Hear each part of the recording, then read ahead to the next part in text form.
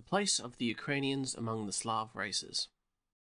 The Ukrainians belong to one of the Slav races, which are, in numerical order, Muscovites, or Great Russians, Ukrainians, Ruthenians, and often Malo-Russians, Poles, White Russians, Serbo-Croats, Czechs, or Bohemians, and Slovaks, Bulgars, Slovenes, and Lusatians. The Ukrainians are distinguished by a very pronounced brachycephaly, by a high stature, and a more or less dark complexion. They belong to the northeastern group of the Slavs, which comprises also the Great Russians and the White Russians, while the southwestern group comprises Poles, Czechs, Slovenes, Serbo-Croats, and Bulgars.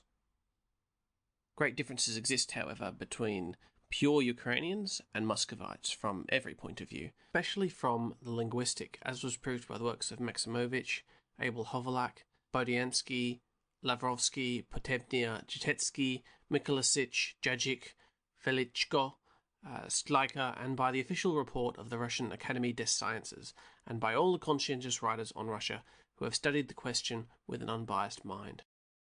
The belief in one supreme God dominated the religion of the early Slavs, but that notion was gradually obliterated. Like the Greeks, the Romans, and the early Saxons, they worshipped nature in all her manifestations. They had among their gods Perun, the thunder god, Svarog, the god of light and of the sky, Dazbog, the sun god, Liada, the god of war, Volos, protector of cattle and sheep, the Pan-Apollo of the Slavs, Stribog, god of winds, Morena, goddess of death and frost, Siva, goddess of universal life. They also had Don, Dnieper, and Danube, who were three divinized rivers, the Vodiani, the spirit of the waters, the Lyshi, spirit of the woods, the Domovoi, genius of the home, and the Rusalkas, or naiads. Besides these, there were also many local divinities, and every family had its own Dailariu. Certain birds, like the sparrowhawk and the owl, had sacred characters. Most of the festivities were connected with natural phenomena. On the Feast of Spring, for instance, young men and maidens made a straw figure representing Morena, the goddess of death and winter, and threw it into the water to the accompaniment of songs. I should not like to say that the Ukrainians have entirely forgotten the practices and beliefs of their ancestors. In faraway villages, you would find them half pagans, although deeply religious all the same. Their education being exceedingly slight, they have a huge native wealth of imagination, and express it in beliefs and what we would call superstitions, which are mixed but never overlapping. The traditions, the tales and legends, the folk songs remain impregnated with polytheistic sentiments, in very much the same way as the superstitious Italian, or even the Irish, with whom they have many things in common. But the alleged Celtic parentage of the Slavs is of too controversial a nature for me to venture upon that ground. As we have seen, there were two groups of Slavs: the northeastern Slavs, comprising Ukrainians, White Russians, and Muscovites. Most authorities on the Ukrainian, Russian, and Slavonic history agree that the Ukrainians, Russians, and White Russians formed three different races, even at the time when all the Slav races led still a nomad life, and occupied what is called the common Slav forefatherland. Yet all the Slavs were probably somewhat alike, but their racial distinctions were deepened when some of them fell under the influence of Byzantium and joined the Greek Church, while others joined the Roman Church and fell under the influence of Occidental civilization. Like all barbarians, the early Slavs were unable to resist the attraction of change and movement. Thus, the Ukrainians, who were concentrated first in the Carpathians, then in the Kiev country, started to colonize the north and the west, mixed with the Finn, the Mongol, and the Muscovite element. Some of them formed the nation of the Muscovites, or Great Russians. Western civilization gradually penetrated into first Poland and the Ukraine, later White Russia, and then Muscovy. On the other hand, when the Eastern Schism was consummated, the Cyrillic characters of the alphabet were taken up by the Slavs in succession. Servia and Bulgaria, being nearer Byzantium, took them first. The Ukraine adopted them in the 10th century, and Muscovy in the 12th. End of section 1.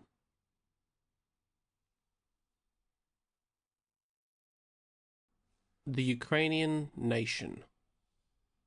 The Ukrainian nation, between the Carpathians and the Caucasus, or between the San, the Pripyat and the Dnieper, was, according to Professor Lubor Nidale, a Czech, one of the greatest authorities on Slav questions, formed by the gradual amalgamation of the ancient Polians, Drevlians, Volhynians, Duliebs, Tvercians, Uliches, Severians, and the remnants of the Croats and the Serbians of the Carpathians region. Professor Nidale traces the Muscovites to the Novgorodians, the Viatiches and Kraviches. The Ukrainians, according to the same authority, are of all the Slavs those who retain the most purely the characteristics of the race, especially from the point of view of the language. Much before the 9th century, Slav populations were settled in the country about Kiev, where they extended gradually and federated. According to the Nestor Chronicles, they were there already in the 7th century. They adopted for themselves the name of Rus, a word derived, according to some authorities, but we shall come back to that point, from Ruotsi, a Finnish name for the Swedes. It is certainly a Scandinavian term, and it was applied to the Slavs of Kiev, ruled over by Scandinavian kings. It was probably derived from the words Ruda and Rudsman, or seafarers. The country inhabited by those Slavs did not include Great Russia or Muscovy. In the Latin works of the day, they were called often Russi, Russi, and Rutheni. They formed an independent state. A little later, the territories east and north of the Kiev kingdom were populated by Finns, with whom were mixed in a large proportion other Slavs coming from the northwest, related racially to the Rus, but markedly different from them as they are today. They formed a new nation, from which the Muscovites are derived. They looked upon the Rus as foreigners. Their country later was called Moscovia or Moscavia. The people called themselves Moskovsky. During the 12th and 13th centuries, the Kiev region was much devastated and lost many of her Ukrainian inhabitants. Later it was repopulated by the people of the same race from eastern Galicia and Volhynia. When the Ukrainian Rus fell into decadence, following the troubles caused by dynastic events, Muscovy put in a claim to their country, much richer than their own. Meanwhile, the name of Ukraine, Ukraina, became prevalent in the Kiev country, while the name of Rus was almost abandoned. The Muscovites then took on the name of Russia, but the ethnographic differences became wider every day. The Muscovites were constituted into a centralized monarchy, the Ukrainians tending, on the contrary, to self-government and a democratic regime. While the Muscovites neglected education, the Ukrainians had a high culture, and schools flourished everywhere in their land, to an extent altogether larger than today under Muscovite rule. So much for a brief survey of the question of race origin. Now let us come to the present name, or names of that nameless nation. In Russia, Ukrainians are called Little Russians. In Austria, in Canada, and USA, and abroad generally, they are usually called Ruthenians, an old word derived from the Latin, and meaning Ukrainian Rus. When you hear speak of Ruthenians, let it be understood that people are referring only to those Ukrainians who inhabit the provinces of Galicia and Bukovina in Austria, and to those of Hungary. The press of all countries is gradually waking up to the importance of the Ukrainian question. In spite of rapprochement and alleged community interests and favourable atmospheres, one of the determining factors of Russia's policy towards Austria-Hungary is the state of Ukraine. The one thorn in the side of ambitious Russian imperialists is the ever-threatening war with the dual monarchy. The dread of such an event which to them would be a calamity, a disaster, was as much as anything else at the back of the minds of the Russian government when they tried to conciliate both Germany and Italy, thus seeking to evade the consequences of the Triple Alliance, or when they knouted in the streets of Petersburg the crowds that gathered to manifest in favour of Bulgaria. It is a curious fact, whilst no one in Austria wants to attack Russia, Russian nationalists wish to fight Austria, but their government is afraid of the latter's allies as much as of the Russian nationalists themselves, and tries, therefore, to secure the services of England and France. At an interview between the Tsar and the Kaiser in 1912, The Ukrainian question was one of the subjects of discussion. In 1913, the Austrian Emperor's letter to the Tsar also dealt with it. All the most important Austrian reviews are publishing long articles dealing with the Ukrainian problem in all its most salient aspects, and from that, as well as from other indications, we can safely deduce that the situation has become serious. There are in Russia and Austria, at the present day, some 35 million Ukrainians whose leaders are eagerly watching the vicissitudes of international relations in the hope that some opportunity will be afforded them to obtain either complete independence or at least the restoration of the rights which they have been deprived. It is necessary that the story of their struggle should be known in England, for it is to England that the Ukrainians will turn for sympathy when the need arises, as every nation struggling for its liberty ever does. Situated as it is between Austria and Russia, the peculiar position of Ukraine lends a special significance to the international problems of the day. Most of her sons are, of course, Russian subjects, and some, very few, of them have succeeded in retaining their religious faith, that of the Catholic Uniates, as opposed to the so-called Orthodox Russian religion. But it can truly be said that the Ukrainians of Russia are practically reconciled to the principle of an Orthodox Church, with this qualification, that they desire to have an autonomous church, independent from St. Petersburg, like other Orthodox nations. In Galicia, however, they are all Uniates. But the present Ukrainian upheaval is more than a religious movement. It is a more vital moment than any of those which have preceded it, for the simple reason that there is, today, more than one motive force at work. It is a movement at once religious, political, economic, literary, moral, and temperamental, and the Ukrainians are awaiting their opportunity with an eagerness to which certain people in high places can no longer close their eyes. Apart from the fact that it would take place on their own soil, a war between Russia and Austria would mean a great deal to the Ukrainians. Even before the Balkan difficulties, it was quite a common thing to find the Russian nationalist press publishing threats against Austria and warning her that if she did not take drastic steps to quell the Ukrainian movement in Galicia, the Tsar's government would feel themselves obliged to declare war on her. The threatened Ukrainian rebellion, declares the Russian press, is the most dangerous of all the territorial upheavals with which Russia has been confronted in the whole course of her history, and if the movement continues to spread as at present, it will tend to undermine the chief source of Russia's strength. These fears, however, have found expression too late. It is the indubitable fact that the Ukrainian problem has passed out of the hands of both the Russian and the Austrian governments, and that Russia is powerless to put down the movement of the so-called rebels, ever increasing in number, who are longing for the emancipation of their country. Muscovites and Ukrainians will never be one race, and it is the earnest prayer of the Ukrainian that the two peoples will soon belong to two separate kingdoms. It is not more than 40 or 50 years since open hostilities were declared between Ukrainians and Muscovites, though it is true that ever since 1654 the Slavs of southern Russia have felt that differences too profound existed between themselves and the Great Russians or Muscovites to admit of their being absorbed into the latter race, and latent hostility existed. It may also be true, as the Russians assert, that the line of cleavage would not have assumed its present depth but for the wider freedom granted some years ago to all classes and races within the Russian Empire, and the fact that the literary, scientific, and anthropological circles have greatly contributed to the creation of a strong Ukrainian movement.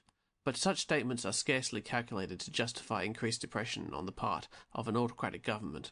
After the lapse of 2 centuries, the movement for the revival of the Ukrainian race, like many other national movements in the history of civilization, received fresh impetus from a patriotic literature which fired the people with renewed enthusiasm for their cause, and it was only step by step that the political and economic aspects of the question came under consideration. Of the many signs of patriotic revival in the Ukraine, perhaps none is more significant than the continued activity of certain prominent Russian statesmen of pronounced autocratic and pan-Slavonic tendencies.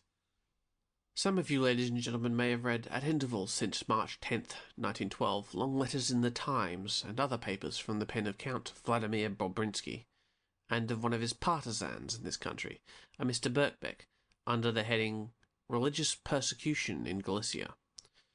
I fully realise, of course, that letters from a member of the Parliament of a friendly country must be allotted space in the Times, and no one can blame that once impartial, that still now reputed impartial organ, if there was scarcely a word of truth in these particular epistles.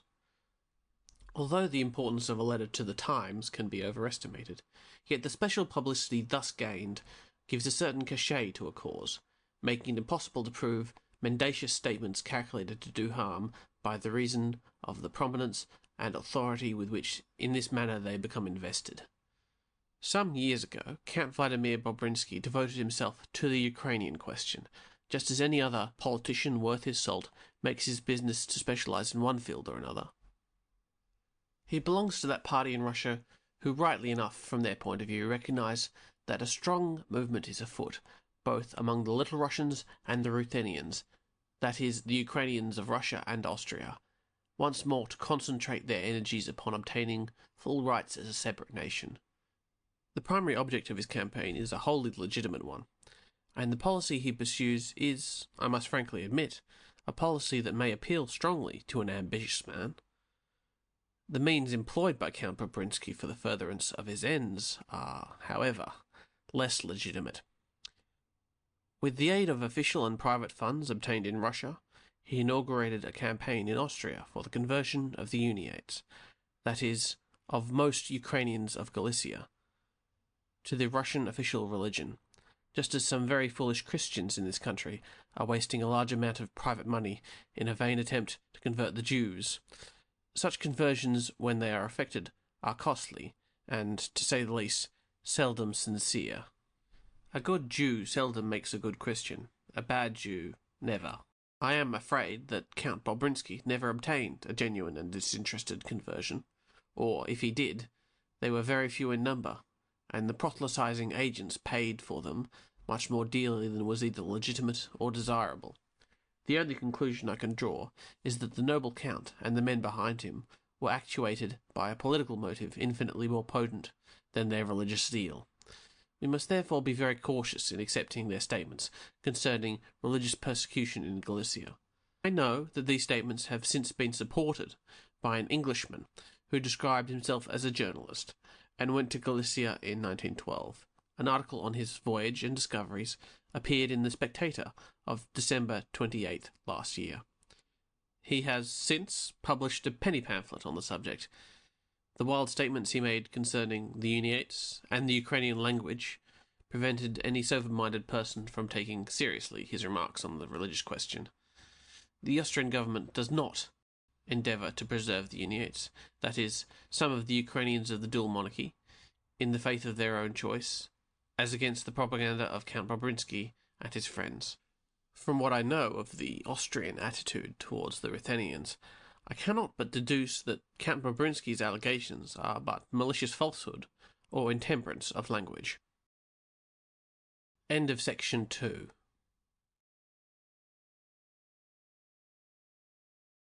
But a return to the origins of the Ukraine and a short history of the movement may be of some interest at this point. Before Russia was Russia, so to speak, when the little kingdom of Muscovy stood alone in the midst of powerful neighbours, there was at first a kingdom, then an independent state, called Ukraine. Its kernel was the kingdom of Kiev, the origin of which, says Professor Hrushevsky in his History of the Ukrainian People, is one of the most difficult problems in the history of the world. The oldest Kiev chronicle, the Povitsky Vremniach Lit, cannot be counted on as accurate when it asserts that the kingdom was founded in the middle of the 9th century. Its origin is of much earlier date. The notion, which I mentioned some time ago, that the name Rus was brought from the north by Scandinavian invaders is, according to Hrushevsky, quite wrong. The name was known before the time of these invasions. Northern sagas speak of Rus as a foreign land. The kingdom of Kiev is called Realm of Rus in native and foreign sources, as the Povitsky, the Arabic writers of the 9th and 10th centuries, and the Byzantine writers. Rus was first used especially for the country of the Polyani tribe, which occupied the immediate environs of Kiev, being bounded by the Dnieper and its tributaries, the Irpin and the Ros, and formed the nucleus of the Ukrainian people, and the name gradually spread over the whole country. Be that as it may, the capital of the Ukraine, Kiev, early became the most important town of the kingdom. The period of Slavonic colonization in the 6th and 7th centuries was followed by quieter times and the beginnings of trade. The so-called decimal organization of troops would probably have started not later than the 8th century, for Kiev, being a centre of commerce, would have needed to organize an army and a strong central power for the protection of trade. The people of Kiev were accustomed to make expeditions for levying tribute and thus made new commercial roads. From the first part of the 9th century, the military power of the kingdom was augmented by a fighting contingent of the wandering Scandinavian tribes, the Varangians. Without keeping altogether to the Povitsky account of the Varangian origins of the Kiev state, that is, the Ukraine, great importance, says Professor Hrushevsky, may nevertheless be attached to the part played by these troops in the building-up process of the kingdom during the 9th and 10th centuries. Varangians were often chosen as stadtholders of subject provinces, and Varangian troops were employed down to the time of King Yaroslav, died 1054. At this time the Varangians went further south and entered the service of the Byzantine emperors. Until then, the Byzantine people only knew the Varangians, who, being in the service of Rus or Scandinavian princes, called themselves Rus, which may account for the idea that the Rus themselves were Normans. Footnote: the Swedish archaeologist Professor Tor Arn has discovered many traces of the great Swedish and Norman migrations towards Ukraine in the 9th and 10th centuries. End footnote.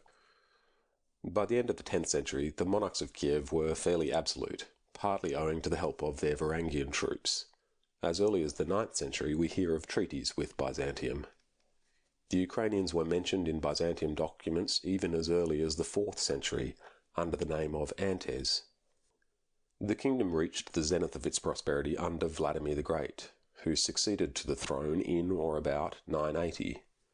This king brought the lands belonging to his realm into closer connection with Kiev by giving them as governors his own sons instead of other princes. The countries governed by his sons occupied all the territory of present-day Ukraine, as well as the provinces of Novgorod, Pskov, Polotsk, and Smolensk. Footnote: to this day there is a slight dialectic analogy between the Ukrainians and the Novgorodians. Some historians claim that Novgorod was originally populated by Ukrainian colonies.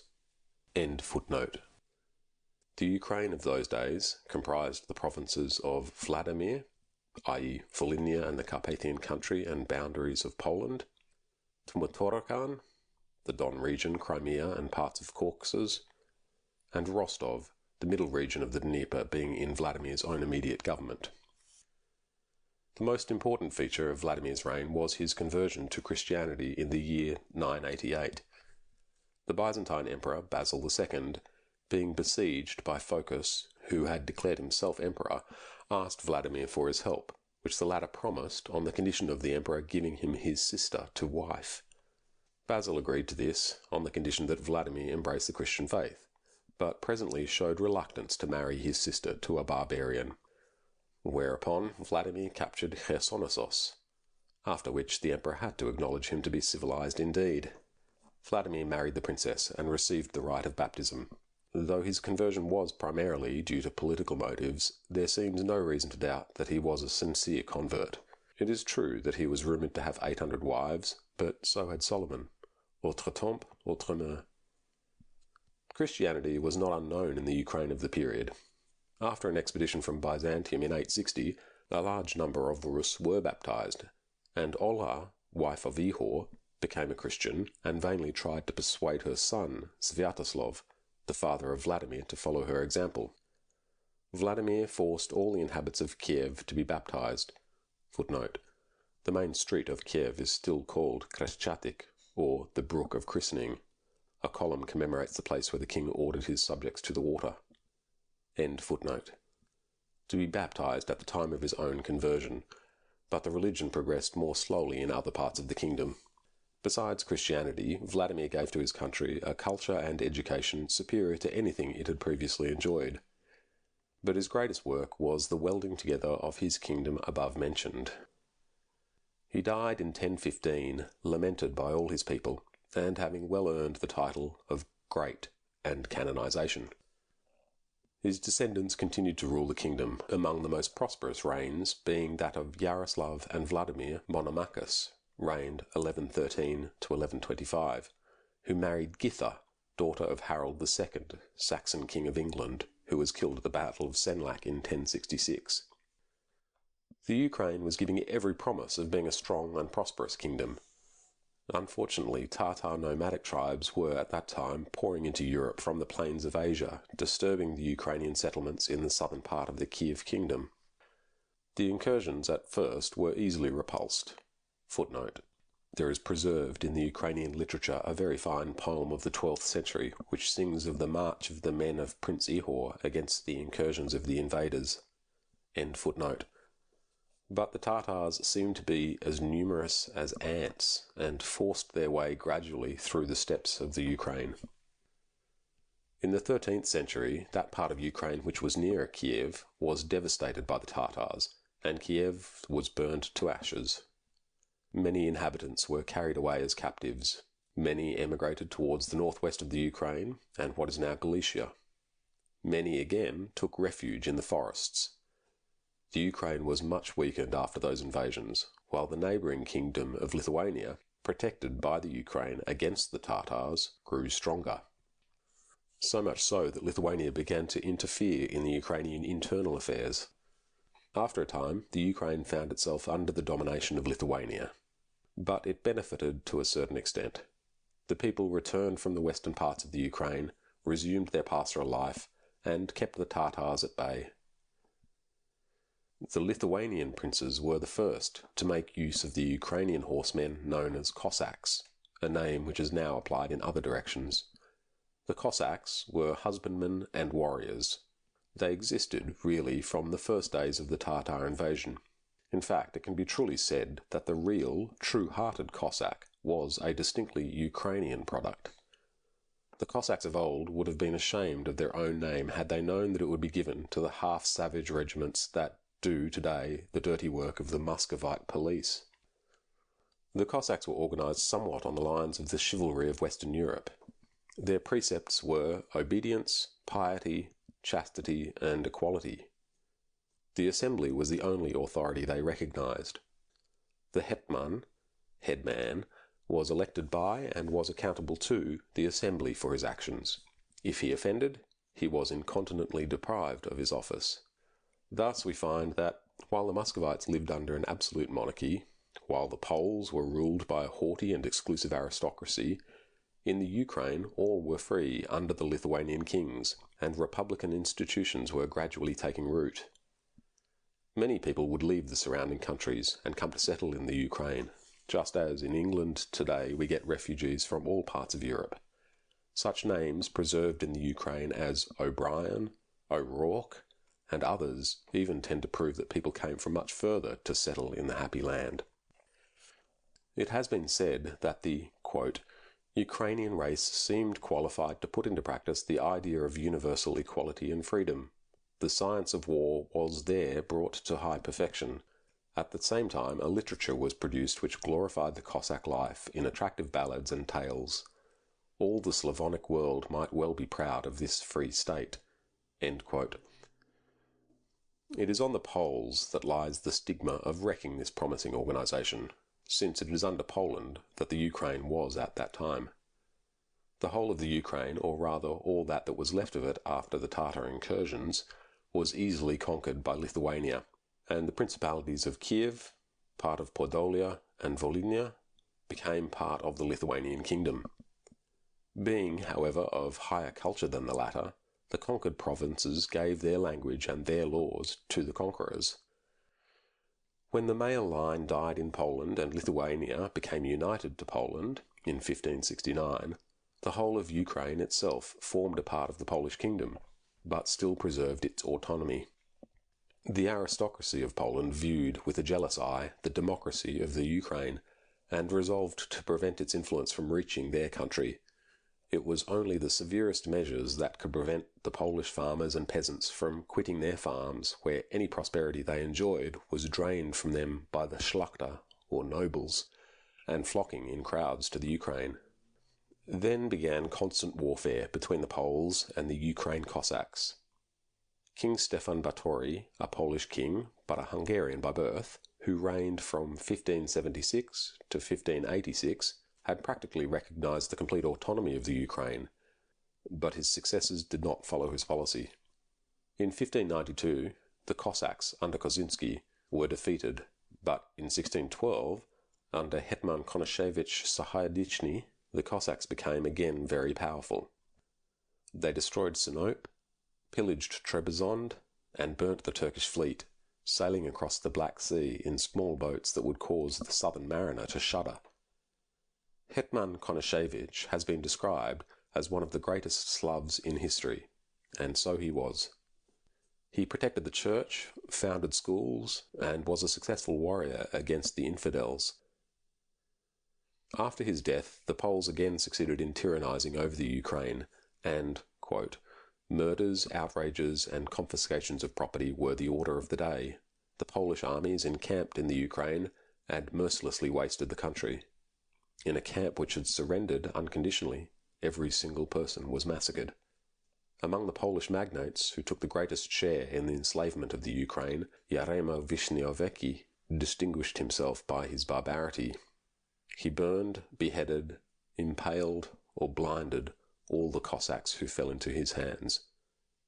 End quote. Let them feel they are dying, were his orders. The Cossacks fought heroically for their freedom, and in the course of a continuous struggle against the Poles, reached the zenith of their glory under their leader Bogdan Khmelnytsky, a great figure in the history of Ukraine. But in 1654, they were forced to come to the conclusion that they could not exist as an entirely independent nation, but must seek the help of one of their neighbours against the others. The democratic principle did the rest. In the year 1654, harassed by Poles, Turks, and Tatars simultaneously, the Ukrainian National Council, or Rada, decided on Muscovy under the advice of Hetman Khmelnytsky. End of section 3. Read by Luke Hamilton, Hobart, July 2022.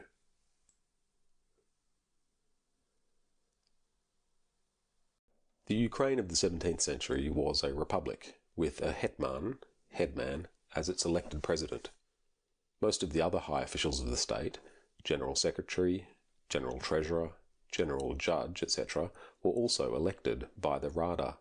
This elected body of high state officials, or as it was called, General Starshina, appointed all other high functionaries. The Rada usually was called together by the hetman, and it met in different parts of the country. It consisted of the representatives of all classes of the community, and it criticised freely the policy of the hetman. In the interval of two successive Radas, the hetman ruled the country by a series of decrees, or universalia.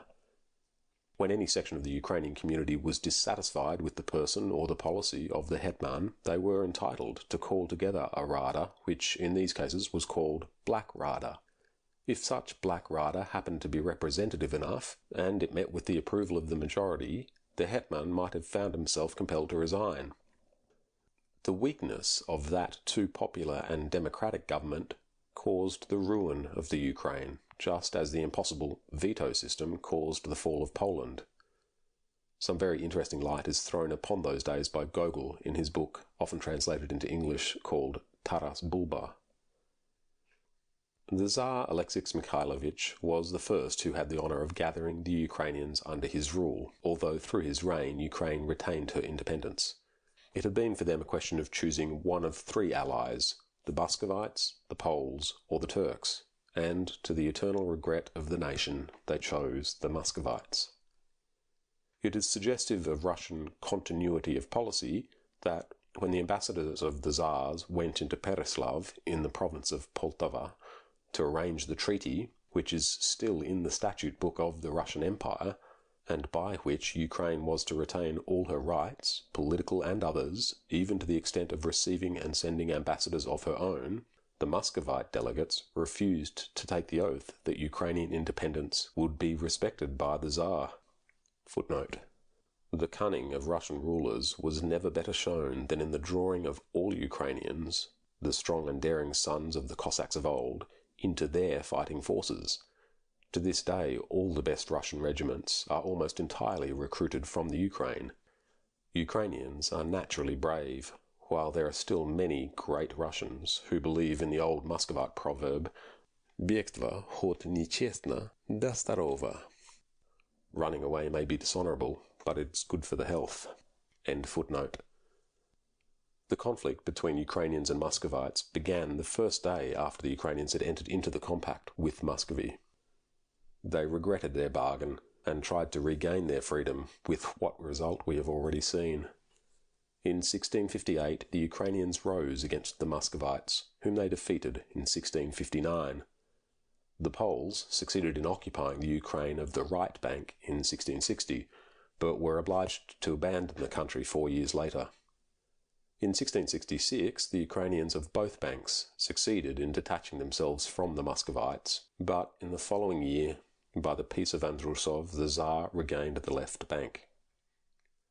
In 1709, Mazepa, so grossly libelled by Russian historians, Ivan Kolodinsky-Mazepa, hetman of the Ukraine, joined forces with Charles XII of Sweden against the Russians. When Mazepa first came to the Dnieper, he found the Ukraine divided, the people of the left bank observing their allegiance to the Tsar, while those of the right bank had shaken off his rule under their hetman, Doroshenko. Mazepa threw in his lot with Doroshenko, who made him his chancellor, écrivain général, and in 1674 sent him on a mission to Constantinople to ask for troops against Russia. He was captured and sent to the Tsar at Moscow, but succeeded in convincing him of his innocence and was set free.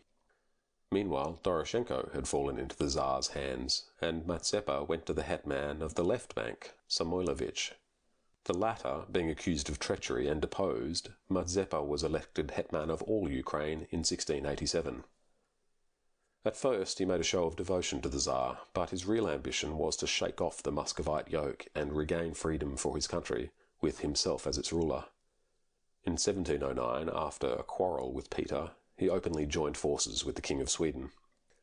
The war proved fatal to the Ukrainians, and Ukraine as a nation was brought to the grave at the Battle of Poltava, 1709, from which a new nation, young once more, is now attempting to rise. For although the present movement dates from the middle of the last century, its real activity is much more recent. It is decidedly a new nation that is arising.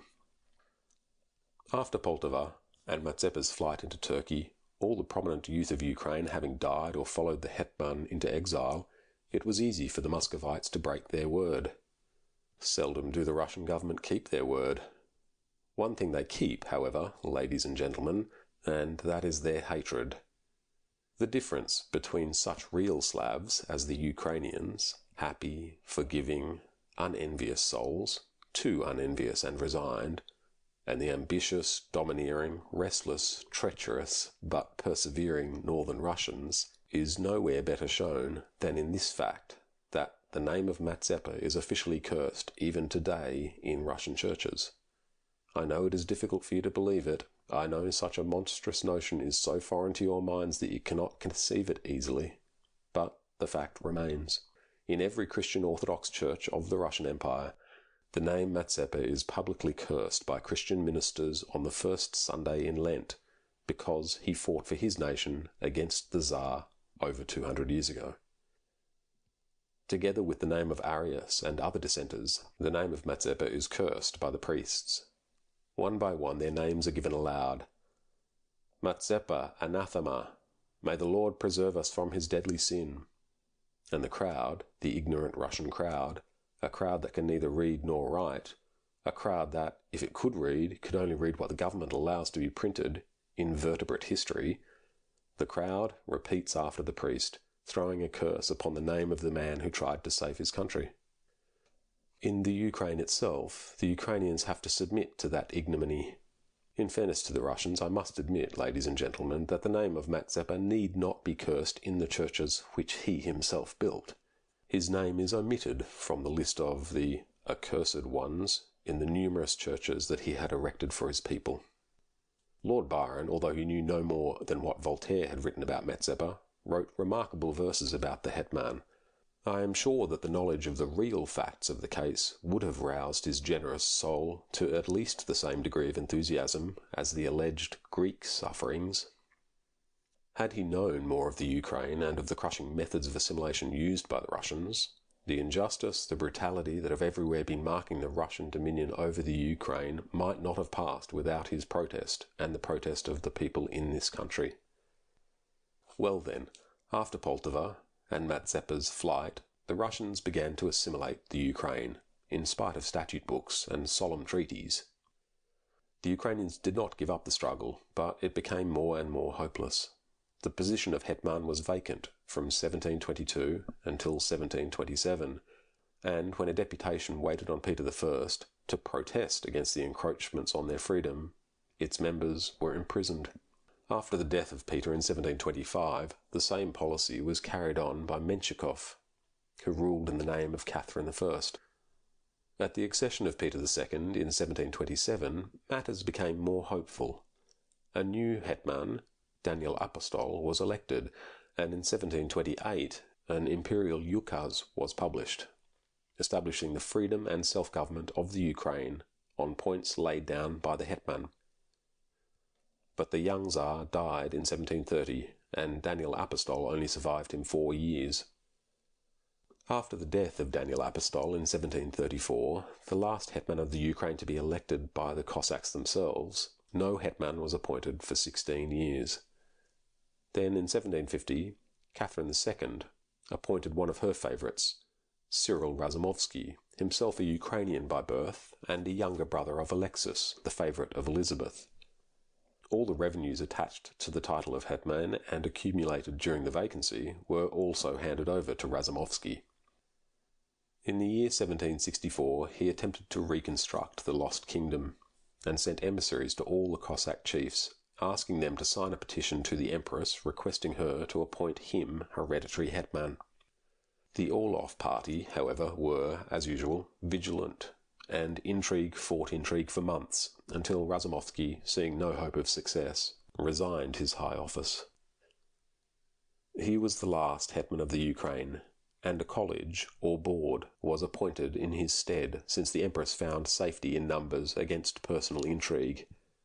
The head of the college was Count Rumianstov, whom she sent to Kiev with the advice, quote, "Show them the teeth of a wolf and the tail of a fox."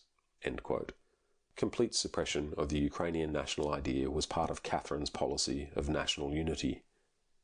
Some alleged experts, such as many governments keep up their sleeve for the purpose of cooking facts, brought out the old word Rus from the archives. That word began to be used as a synonym for Muscovy, then as a purposely vague common name for both Muscovy and the Ukraine. The present form, Russia, Russia, was formed artificially from the Greek, and the words Great Russia, that is Muscovy, and Little Russia, or Malorussia, that is Ukraine, were put into circulation by the Muscovite diplomacy of those days. Gradually, the use of the word Ukraine was prohibited, and later, towards the last quarter of the 19th century, as well as in the first 5 years of the 20th century, its use in literature and in poetry, or in a public speech, was regarded as a sure sign of open treason, and punished as such.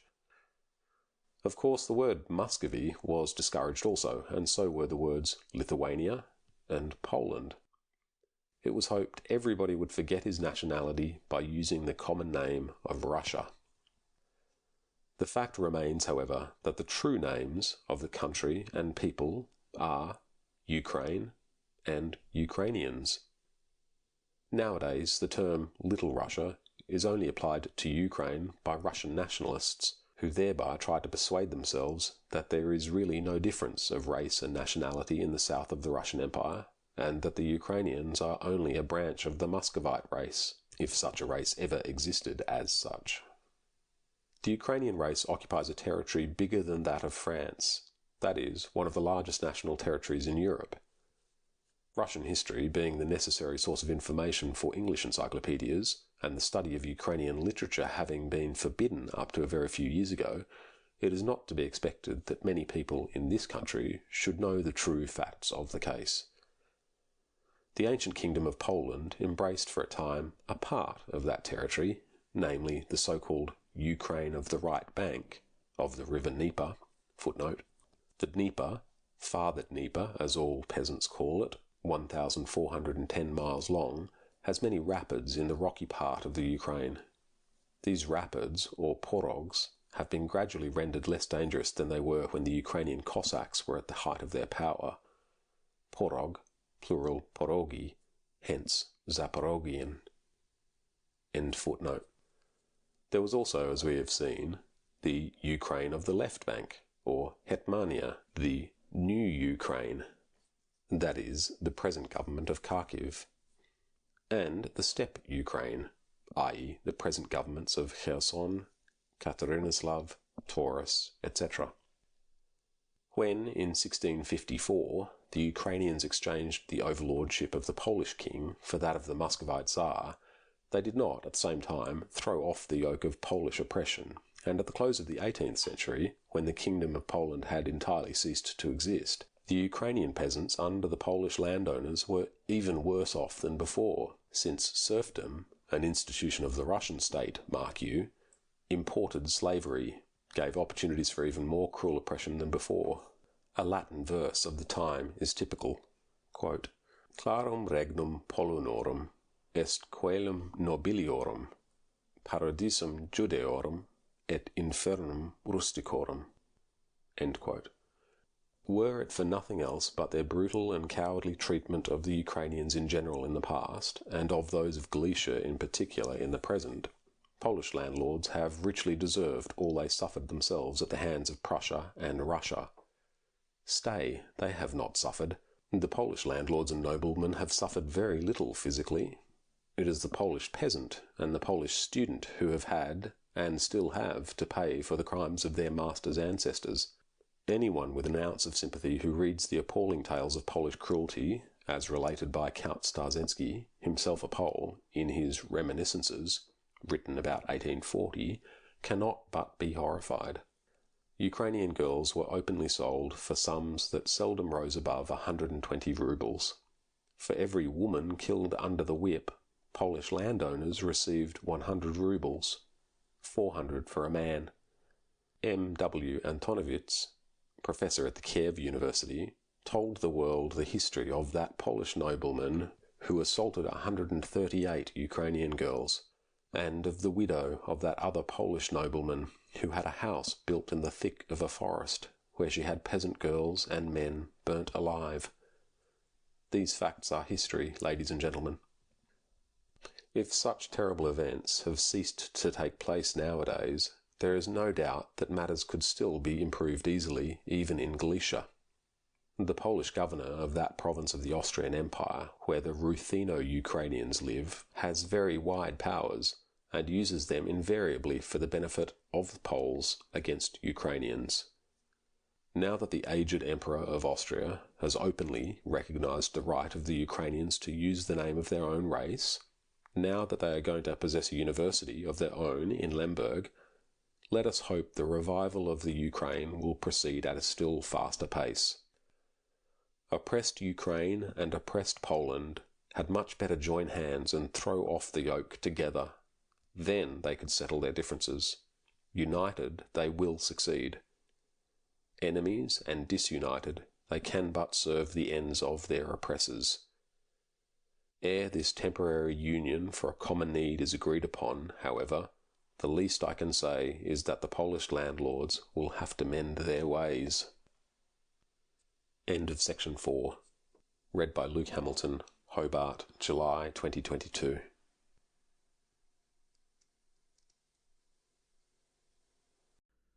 Ukrainian literature.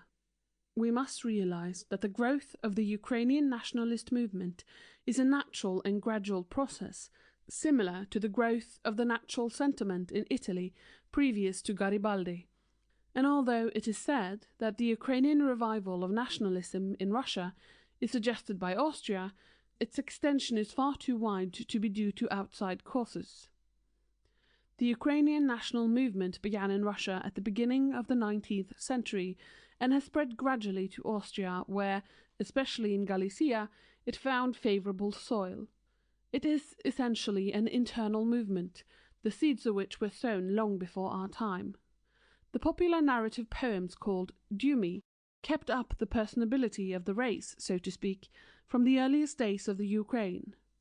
These poems have been edited many times, in spite of Russian opposition. They are still sung by a few kobzars, the minstrels of the Ukraine. Apart from these Dumi, there is a written literature of the Ukraine, which is by no means uninteresting, even if we exclude such writers as Gogol, Russianized in his later years.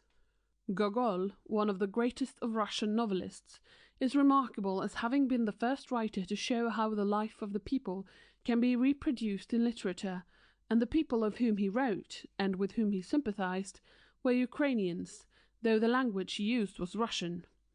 The parody of the Aeneid in the Ukrainian language by Kotlяревsky, who can be said to have started the literary revival in 1798, still enjoys great popularity. The national poet and painter, Shevchenko, described better than any other man the early days of the Ukraine. His grave near Kaniov, on the banks of the Dnieper, is to this day a place of pilgrimage for Ukrainians, who cannot forget that Shevchenko's life was brought to an untimely end by the Russians. Shevchenko was sentenced to 10 years military service in the Orenburg Disciplinary Brigade, a terrible punishment in those days, ladies and gentlemen, a punishment that broke him, body and soul. For 10 years he was allowed neither paper nor ink, and a year after he had completed his sentence he died. What a terrible sentence for an artist, for a painter and a poet, for the man in the prime of his life. His offence? Well, here is the official report. Shevchenko was actuated by his own vicious tendencies. Whatever that may mean, ladies and gentlemen, he had composed, in the Little Russian tongue, verses of a most abominable character, which might set people dreaming. He had also shown boundless impudence. After this edifying quotation, which might be humorous if it were not so tragic, for, do not let us forget it, the result of it was 10 years in hell, I might be permitted to read one or two of Shevchenko's abominable verses. Dig my grave and raise my barrow by the Dnieper side, in Ukraine, my own land, a fair land and wide. I will lie and watch the cornfields, listen through the years to the river voices roaring, roaring in my ears.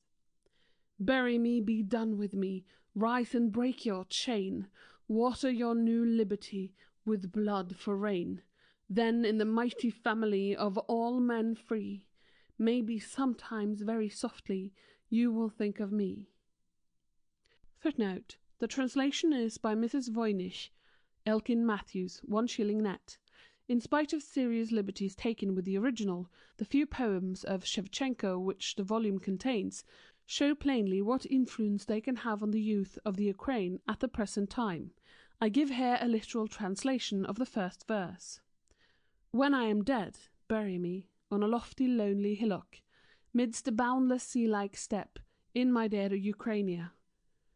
But so that the wide unfolding plains, and the Dnieper and his steppe-high banks, are still visible, and that he is heard, as he roars, the roarer.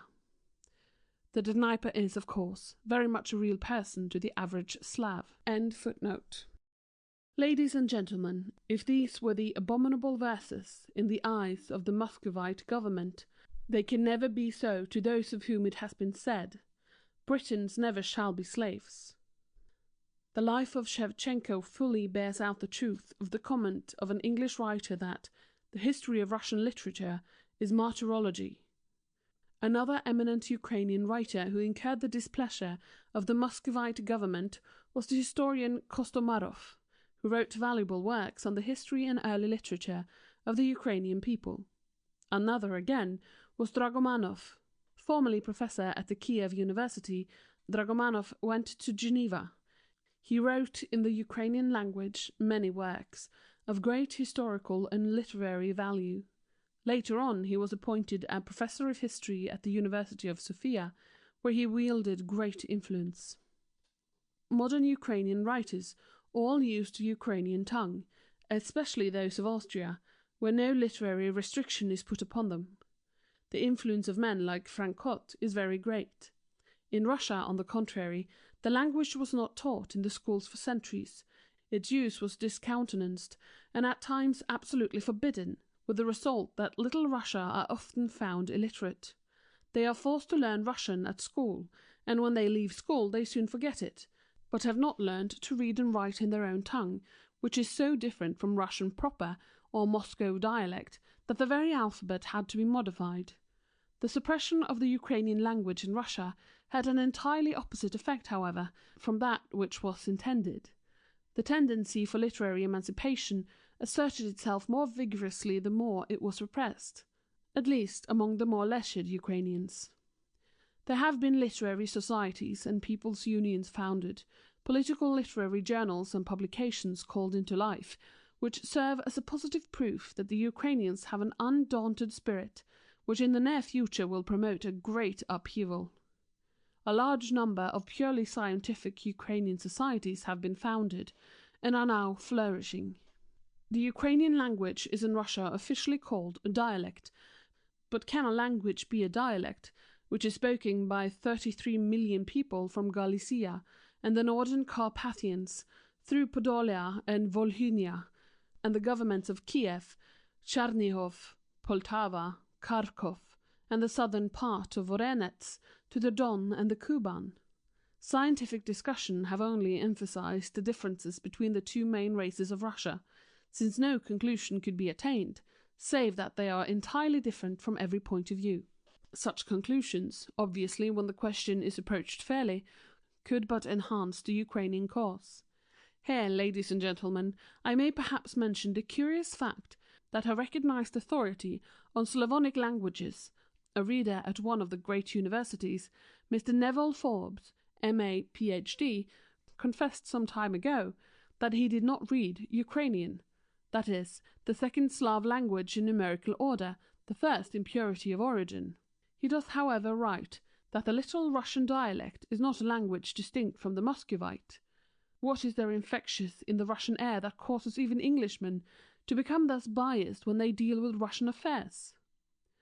On the subject of racial differences between Russians and Ukrainians, a very authoritative opinion was expressed by the Académie Impériale des Sciences of St. Petersburg, who indignantly rejected, from the scientific point of view, all the arguments in favor of the identity of Russians with the Ukrainians. One might talk with precisely the same reason of the identity of Germans with Norwegians, or of Frenchmen with Italians. It was the religious, national, and social persecution of the Ukrainians that gave rise to the long Cossack War, which shook the very foundation of the Polish Republic. Many representatives of the nobility detached themselves from the people, went over to the Roman Catholic Church, and became nationalized Poles, and this strengthened the contempt of the conquerors for the Ukrainian peasant nation. But there is not the slightest cause of contempt of the Ukrainian peasant nation.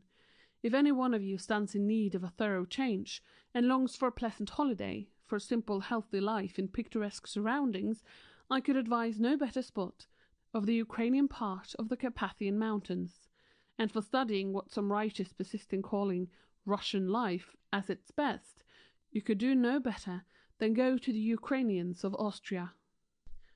There at least you will be the guest of a civilized nation, not subjected to the vexatious attentions of the Muscovite bureaucracy.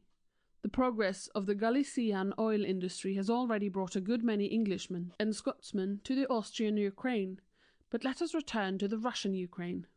The revival, which is very marked among its inhabitants, is opposed by the Russian government with the utmost rigour, and, let me add, with much stupidity. In Austria, the Ukrainians are recognized as forming a separate nation, and the Austrian constitution guarantees them citizens' freedom and the possibility of political activities, organizations, in their national form for the sake of culture and the prosperity of the people. The Russian Ukrainians, on the other hand, are deprived of these rights. They are not recognized as a separate nation. They are forbidden to use their language in the churches or in the schools.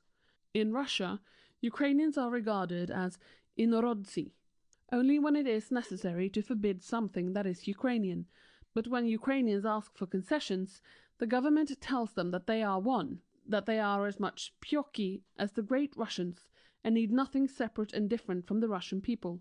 The law passed by the Russian government in 1876, which forbade the publishing of books in the Ukrainian tongue, was a severe blow to the Ukrainians. The said law was in force until 1905. In spite of the October Manifesto, the administrative authorities still discouraged the free development of the press and education, and even of cooperative associations, and in many cases give no permission to organize such associations, or close the already existing ones, simply because they are Ukrainian and are thriving well. The subscribers to Ukrainian newspapers and the members of Ukrainian educational societies are watching as if they were spies or traitors to the state. Village subscribers can hardly get the Ukrainian papers for which they subscribe, or the Ukrainian books which they order. School authorities will not admit a book in Ukrainian to be used in the schools, and the teachers who dare to use the Ukrainian tongue in the schools, even where all the children are of Ukrainian parentage, are dismissed. But, in spite of all the persecutions, the Ukrainian press and book output is growing there by leaps and bounds.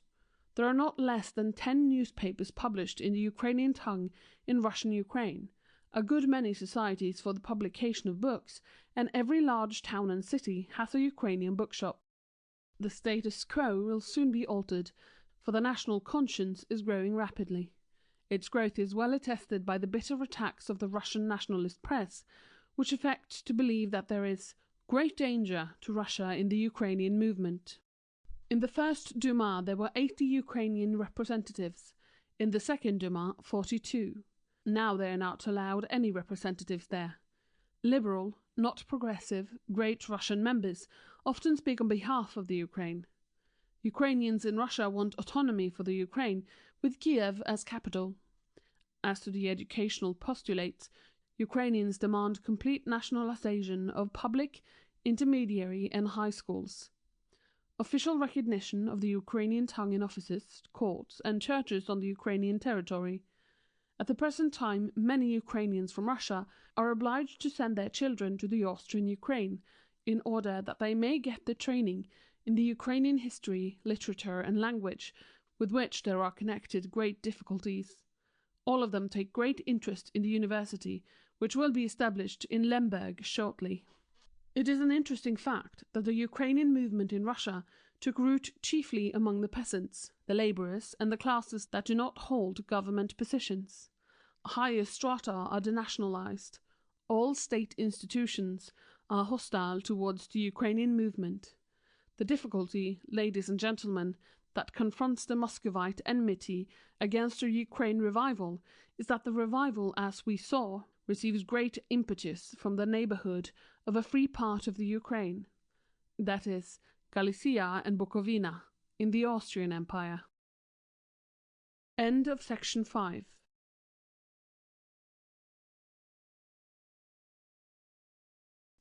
Section 6.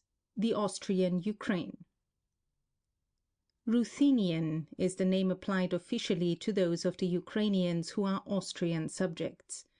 They are Christians, of course, Orthodox in Bukovina, Uniats in Galicia and Hungary, both situated in eastern Austria. Eastern Galicia is populated by the Ruthenians, and so is the part adjoining it of the province of Bukovina. They both touch the Russian frontier in the east, and form a natural continuation of Ukrainian territory in Russia. Western Galicia, with Krakow as its capital, is populated by Poles. There exists a clear line dividing the Ukrainian settlements from the Polish, and there are no mixed districts in Galicia. At present, Galicia forms an autonomous land, whose self-government goes so far that it is often said that Austria is rather a triple monarchy than a dual one. The Galician Diet is at the present time in Lemberg, which town is also the capital of the Ukrainian Eastern Galicia, and is situated in the center of it, although there are many Poles also. There has been more than one project to unite the Ukrainian districts of Galicia and Bukovina into one autonomous province, with a separate Diet in Lemberg, and to establish a new Polish Diet in Krakow for the Polish Galicia. The proposal originated among the Ukrainians and met with furious opposition from the Poles. The Vienna government for a long time did not pay much attention to the demand. As far back as 1878, however, a bill of partition was signed by the Emperor, but withdrawn, owing to the violent opposition of the Polish members of Parliament. However, lately there is more tendency to accede to the proposed division of the province. It must be admitted that, politically speaking, the Ukrainians in Austria are fairly well treated. They are better treated than in Russia, but there is much to be desired yet. The government of Galicia is almost entirely in the hands of the big Polish landowners, and the Poles were, up to recently, supported from Vienna. Count Ehrenthal was wise enough a statement to see the possibilities of the Ruthenian question, and he closely followed its progress. Count Berthold, his successor, who was ambassador to the court of Russia, is no less interested in it. The Austrian constitution gives the Ukrainians equal rights with the Poles. The Ukrainian language is one of the 8 officially recognized languages of the Austrian Empire: German, Bohemian, Polish, Ukrainian, Italian, Romanian, Slovene, and Croatic, and it is used in the courts, post offices, state railways, schools, etc., of the Eastern or Ukrainian Galicia and of Bukovina. It is one of the 2 official languages, Polish and Ukrainian, of the Galician Diet, and the debates of the deputies are carried on in both languages. The Ukrainian language is also used in the universities of Lemberg and Czernowitz. At the present time it is proposed, and the proposition has, in spite of the strenuous opposition of the Poles, met with the official approval of Vienna, to establish a separate Ukrainian university in Galicia. When the Emperor addressed 3 successive letters to the Ukrainian representatives at the Vienna Parliament on the subject of the proposed university, the Polish press was greatly infuriated thereby. However, it is true that the Ukrainians are agitating for equal rights with the Poles. We have seen that one of the chief demands of the Ukrainians in Austria is the division of the autonomous crownland of Galicia into 2 separate autonomous provinces, Western, Polish, and Eastern, Ukrainian, with 2 separate diets, Krakow and Lemberg, instead of 1 in Lemberg. Poles are very naturally much opposed to it, as their domination in the Ukrainian part of Galicia brings them great pecuniary and political power in Austria and the world outside, whereas their keeping of the Ukrainians as if in a cage permits them to advertise Galicia as a Polish province. The Ukrainians of Austria, described by the French author of a well-known book on the politics of Central Europe, quite unjustifiably described, as a beheaded nation, or as a peasant nation, without any aristocracy or bourgeoisie, are confronted by 2 ideas, the national Russian idea and the national Ukrainian idea. Footnote. While the fact may be comparatively correct concerning Ruthenians or Austrian Ukrainians, it cannot be denied that there is a landed gentry and a rich bourgeoisie of Ukrainian birth in the Ukrainian provinces of Russia. End footnote. The old Ruthenians, who, through being influenced by Russian policy, were called Moskalophils, leaned politically towards Russia. Most of them are now dead, and as a party they had already practically ceased to exist 10 years ago. Not that they desired to join the Russian Empire, at least so long as their religious belief was not safeguarded, but they liked to feel that they could rely on Russian influence and Russian power in case of need. The few that are left are among the partisans of Count Bobrinsky, but they had the misfortune to be born after the revival of the Ukraine accentuated itself, and they are considered almost as foreigners by the young Ruthenians. The young Ruthenians of the Ukrainian National Party wish to form a separate kingdom, with the Ukrainians of Kiev, Podolia, Poltava, Katarinoslav, and Kharkov. As for the elections of 1908, the young and old Ruthenians fought against one another. The young Ruthenians, or Ukrainian party, obtained 25 seats, of which 5 were in Bukovina. The old Ruthenians only 5, all of them in Galicia. The young Ruthenians carried the day because the Ukrainian movement has long since become a dominant factor in the Ukraine. At the elections of 1911, the old Ruthenians only secured 2 seats, the young Ruthenians, or Ukrainian party, 28. Curious enough, although the young Ukrainians have been called by the old Ruthenians anti-clerical and are represented as such by the Russian nationalists, there was no doubt that they were helped by all the young clergy. Even some Poles belonging to democratic parties are now supporting them. Of course, there is no doubt that many important political events will take place shortly in Galicia. There are difficult times and anxious ahead for both the nations of that province. Already, many able public men have sacrificed their careers and even their lives. Many more will have to give way to a younger generation with new ideas. As a result of lengthy negotiations, a truce between the Poles and the Ukrainians has been called. It was needed. The cohesion and discipline of the Polish parties, both in the autonomous Diet of Lemberg and at the Reichsrat, are now but memories. That cohesion was based on the authority of the nobility. The advent of Polish democracy has helped the Ukraine revival, but for a time, of course, there will be chaos, since the storm comes from 2 sides. Not only is there antagonism between the Polish and Rutheno-Ukrainian elements, but friction in the Polish camp itself may cause an explosion at any moment. There can be but one result: the division of Galicia into 2 provinces, eastern and western. As long as the Polish middle class, the peasants, and working classes believed in the right of the nobles and clergy to rule the plebeians, the Polish nobility could dictate in Lemberg. Now that they begin to lack support in their own camp, their influence in Vienna diminishes correspondingly.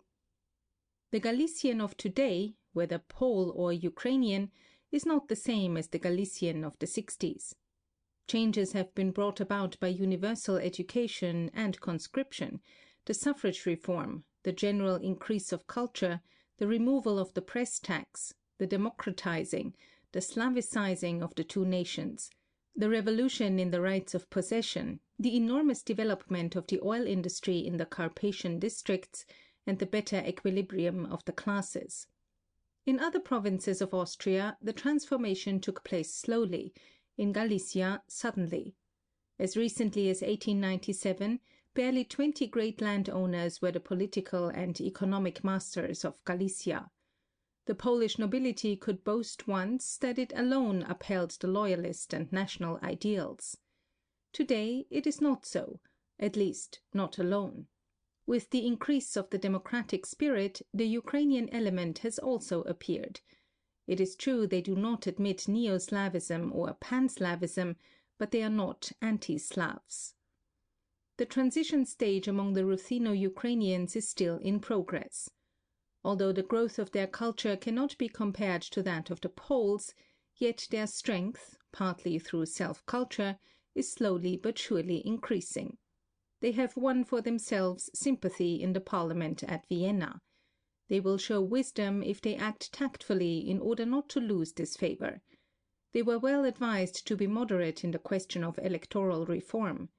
They have, by a diplomatic stroke, thrown the responsibility for the failure of the electoral reform, for the overthrow of the late governor, and for the dissolution of the Diet, from their own upon the shoulders of the Poles.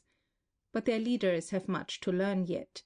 If most of the faults of the race are being easily eradicated, lack of self-reliance, drunkenness, others are not. Footnote. All the distilleries are in the hands of the Polish landlords, whose open purpose it is to encourage drunkenness among the Ukrainian peasantry, which is in accordance with their proverb, "It is better to fish when the waters are troubled." End quote. They must give up the idea that foreign nations can alone help them. Their present intellectual level, whatever that of their ancestors, is low, about as low as that of the Balkans. They must learn. They must give up their stubborn suspicions of all and everybody. They must invite and welcome the student of international problems, like the Poles do. They must afford more help and information to the world's press. But, ladies and gentlemen, it is only too easy to tell people what they ought to do. Let us return to facts. No doubt the Austrian government hope that the temporary solution given to the problems of electoral reform and of the separate university for the Ukrainians may be the means of drawing the two nations together in closer agreement. But the solution are both obvious makeshifts, and will not satisfy the Ukrainians for more than 2 or 3 years. For 30 years the Poles and the Ukrainians were bitterly antagonistic, and the few Ukrainians in the House of Representatives were divided. The Poles ruled in the name of the whole province. To them belonged everything that was not Ukrainian. There was no third party. The Jews, as usual, threw in their lot with the dominating race, and even joined the Polish club. In Galicia there are 850,000 Jews. In the east of the country, that is, the Ukrainian Galicia, 650,000. There they officially make up 30% of the Polish population. Mention was made of a Polish-Christian-Jewish alliance. But here the All Poles interfered and, aided by the Church, did their best to weed out the Jewish element. There was a time when the leader of the Polish club in Vienna could proudly assert, "When I speak for the whole of Galicia." Now the Ukrainians have appeared in the field. They are a much sought-after article in the Polish market. This fact was not forgotten by the new governor of Galicia, V. Korytowski, before and during the elections of June and July 1913, not for the Vienna Parliament, but for the Galician Diet. His attitude of studied impartiality resulted in greater gains for the young Ukrainians than the Poles had anticipated. They won 31 seats over the Poles. The old Ruthenians, or Maskalophiles, the followers of Count Bobrinsky, have now only one representative in the Lemberg Diet, no doubt because they have practically ceased to exist. Now, the new Diet will settle upon the new basis of election as arranged between Poles and Ukrainians, and a new election will follow shortly. Of course, the Russians say that the young Ruthenians are Germanophiles. An independent Ukraine would not benefit Germany. On the contrary, Russia, by maintaining her militaristic and reactionary regime, by crippling industry and discouraging trade, is doing the best possible turn to German ambitions of commercial and territorial expansion. It is also certain that the object of the young Ruthenians is solely and simply to regain their independence and free their brothers from the oppression of the stupid and cruel, more stupid than cruel, bureaucracy from Petersburg. Ukrainians have, comparatively speaking, less members in the Austrian parliament than any other nationality in Austria. There has been an improvement, but there is no doubt that, in proportion, they are not represented to the same extent as the other races of the empire. When they obtain an equal system of representation with the others, the Ukrainians will soon become the most important race in the country.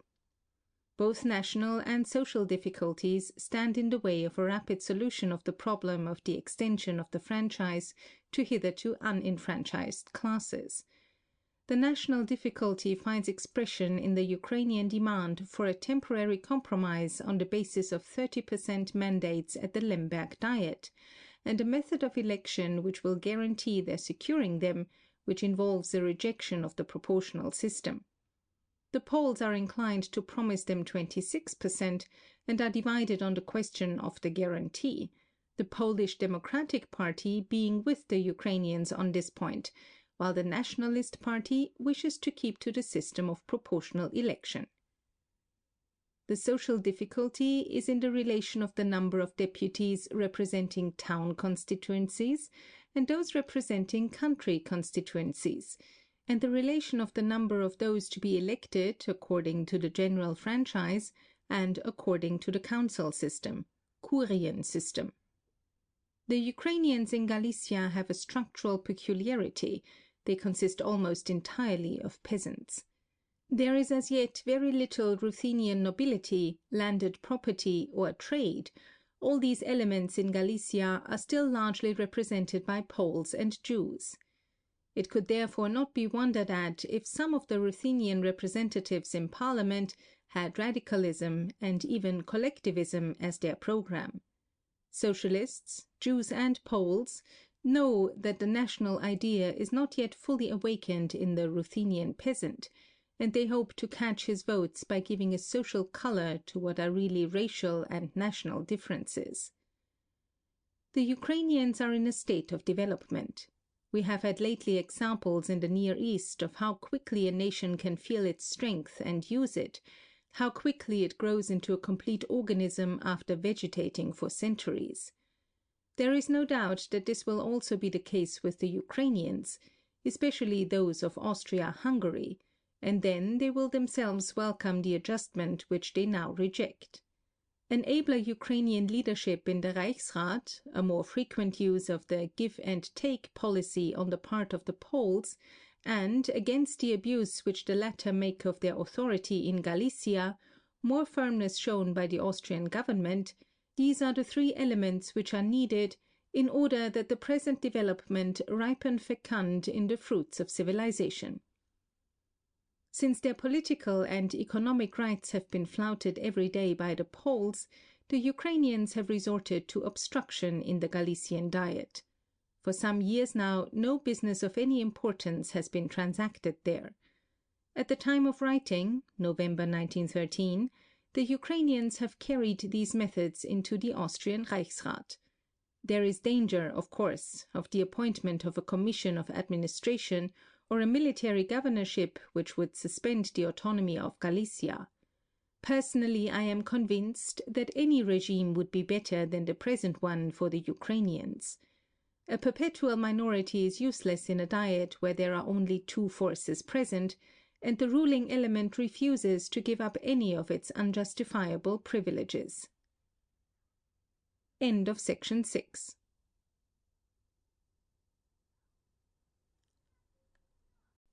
When we come to the religious question, which was that raised in the English press, we see that there was, for some time, an orthodox propaganda going on in Galicia, and there was at first no interference with it on the part of the authorities.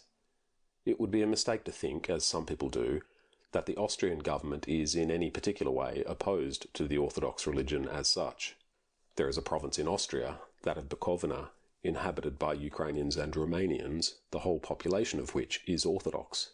The Servian Orthodox of Dalmatia are under the jurisdiction of the Orthodox Metropolitan of Bukovina, who is well favoured by the authorities of the empire.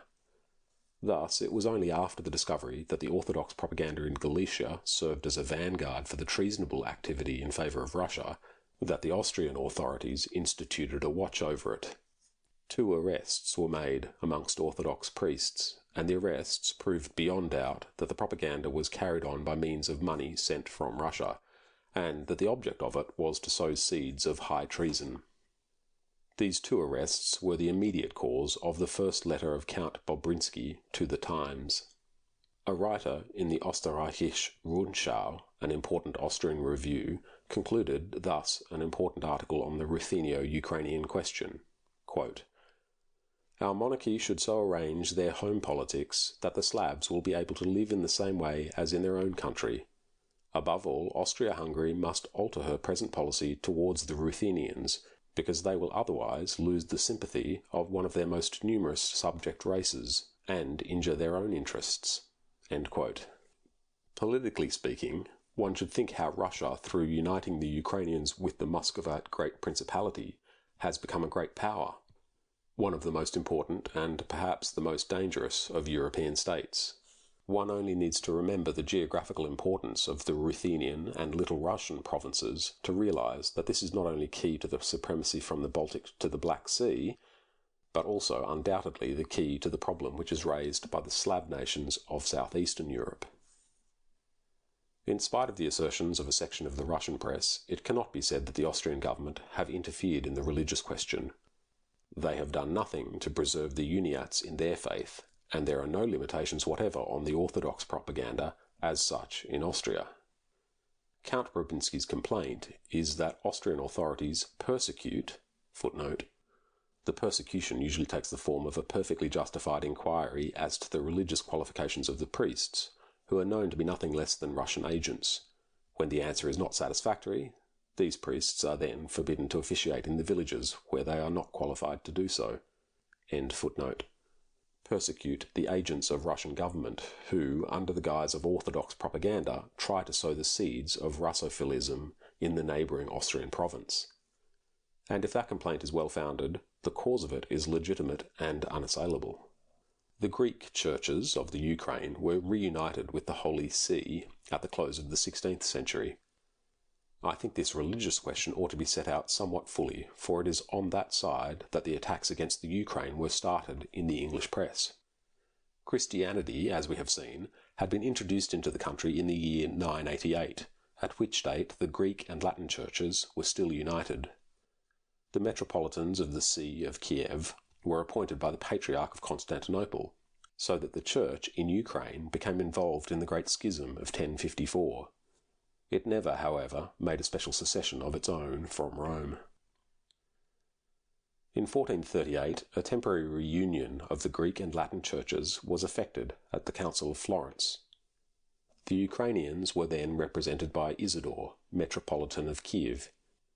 It was agreed that the Oriental churches, while acknowledging the supremacy of the Pope, were to keep their ancient rites, since those were derived from those observed by the Church at Constantinople, with the full sanction of the Holy See, for many centuries before the Great Schism. The clergy of the Ukraine welcomed the union, but when Isidore went to plead its cause at Moscow, he found the Muscovites unwilling to accept it, and was imprisoned by the Grand Duke.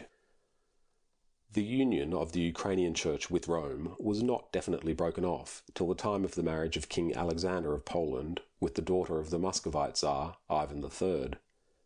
Ukraine was by this time dominated by Poland, and the Muscovite Tsarovna used her influence to have the Ukrainian sees given to the schismatic bishops. Muscovy was already beginning to covet the Ukraine, and saw in the difference of religion a means of detaching the country from Catholic Poland. Towards the close of the 16th century, the Church in Ukraine had lapsed into a state that called aloud for reforms of some sort.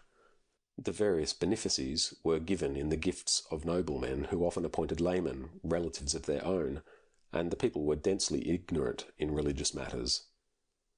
The definite reunion of the Ukrainian Church with the Church of Rome in 1596 is often said to have been chiefly the work of Jesuits, but the Reverend Sidney F. Smith, in his articles on the subject, which appeared in The Month for October and November 1905, has pointed out that the influence of the society has been greatly exaggerated, and was chiefly of an indirect nature. The Jesuit colleges offering a much better education than could be found elsewhere in Poland and Ukraine, many adherents of the Orthodox faith had their children educated there, and ignorant prejudice against Roman Catholicism was thus dispelled. The pupils of the Jesuits often wished to embrace the Catholic faith, but their instructors, while they could not conscientiously refuse to receive them into the Church, were aware, some of them at any rate, that by doing so they hindered rather than helped the prospect of the union of the Ukrainian Church as a whole with the Holy See.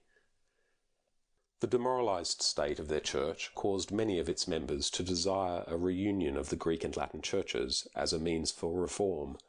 One of the chief promoters of this idea, the powerful Prince Konstantin Ostrogski of Ostrog, was destined later to become the most determined opponent of the union. He dreamed of a reunion of the whole Greek Church, such as had been arranged at Florence in 1438, and was not contented with the arrangement ultimately adopted, by which the Ukrainian Church alone became reunited. For the present, however, he gave his support to those of the clergy who desired reform. In 1586, the country was visited by the Patriarch Joachim of Antioch, in 1589 by the Patriarch Jeremias II of Constantinople. The project of reunion was looked upon with disfavour by them, and when King Sigismund III of Poland appointed to the vacant Metropolitanate of Kiev Rahosa, who was suspected of being favourable to the union, Jeremias retaliated by promoting Terlecki, Bishop of Lusk, the most capable of the Ukrainian bishops, to the dignity of exarch, which gave him jurisdiction over all the Ukrainian hierarchy, the Archbishop of Kiev included. During the next 7 years, the work of the reunion was prepared and finally consummated. The first move was actually made by an unworthy person for an unworthy motive.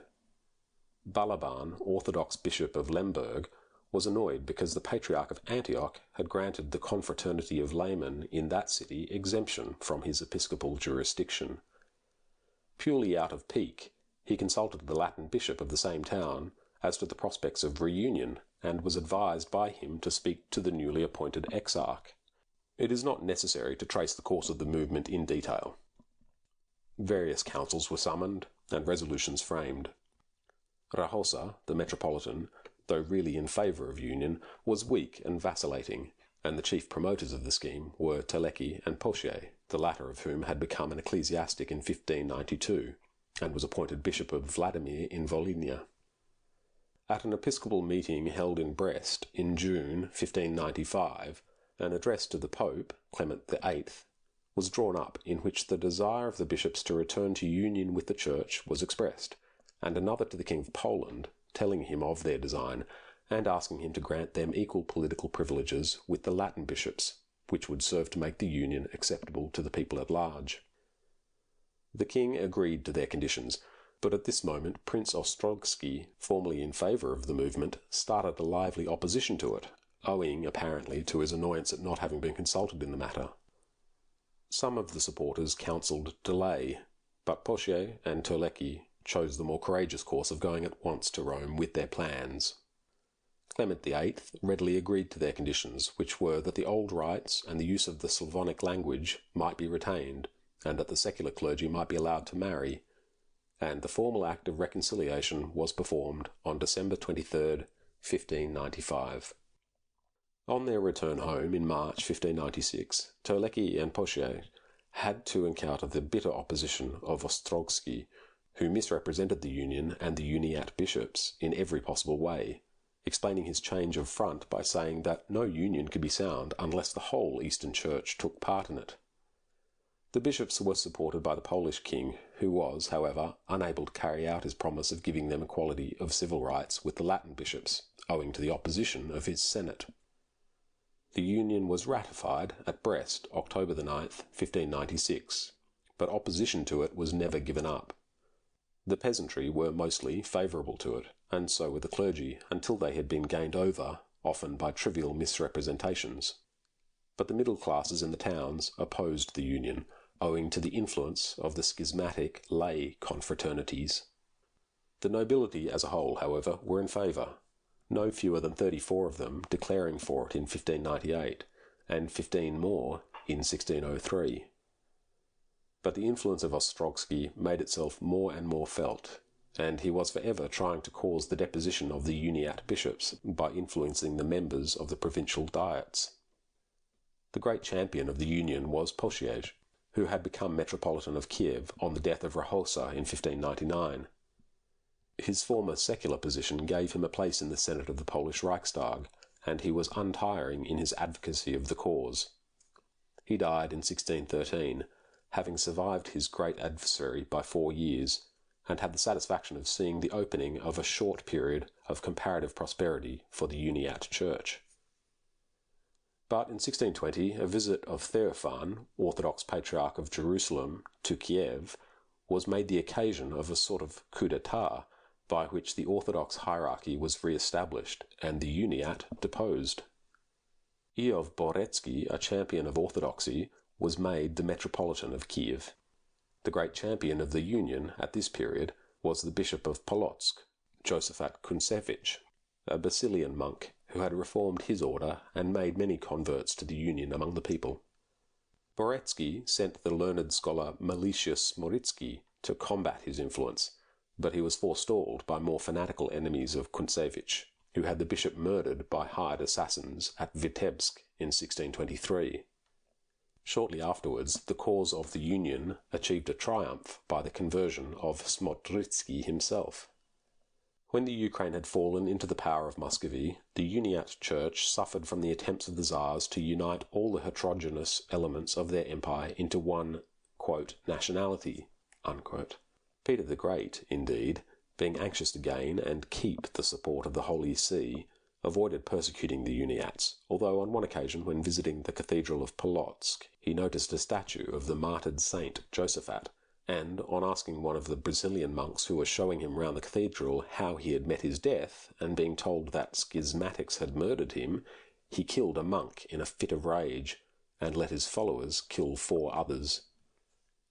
He afterwards declared himself contrite for the crime and promised to protect the Union, but his aim was still merely to conciliate the Pope. The most determined, and at the same time the subtlest enemy of the Uniat Church was Catherine II.